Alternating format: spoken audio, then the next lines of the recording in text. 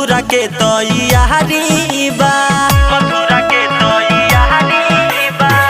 आइल अयोध्या के बाहरी बा, मथुरा के तैयारी बा। सबे राखता अपना हुमान के, खुशियाँ मनाता कि भगवा खूबे लहराता, नारा लगाता जय श्री राम के। खुशियाँ मनाता कि भगवा खूबे लहराता, नारा लगाता जय सिया राम के, नारा लगाता जय सिया राम के।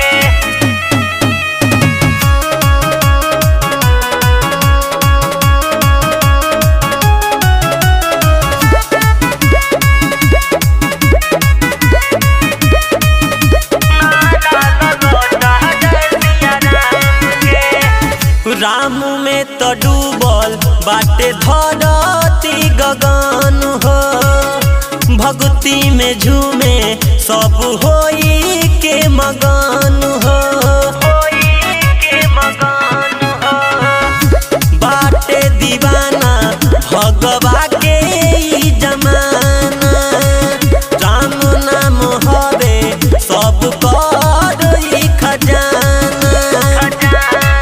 बटे आइल बुलवा मोह धाम के,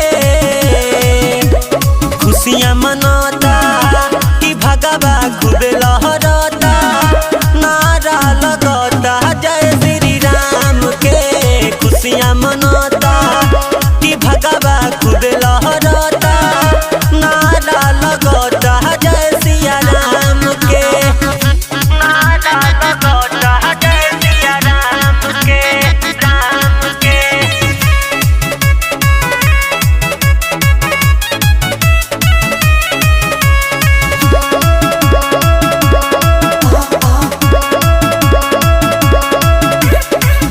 राम के जलाइल अब वो करो के लाई, बिना चौहान इहे बतिया बताई, बतिया बताई। घर घर लहरी अब भगवा के रंग हो, राम सीधा रे चौहान रंग जा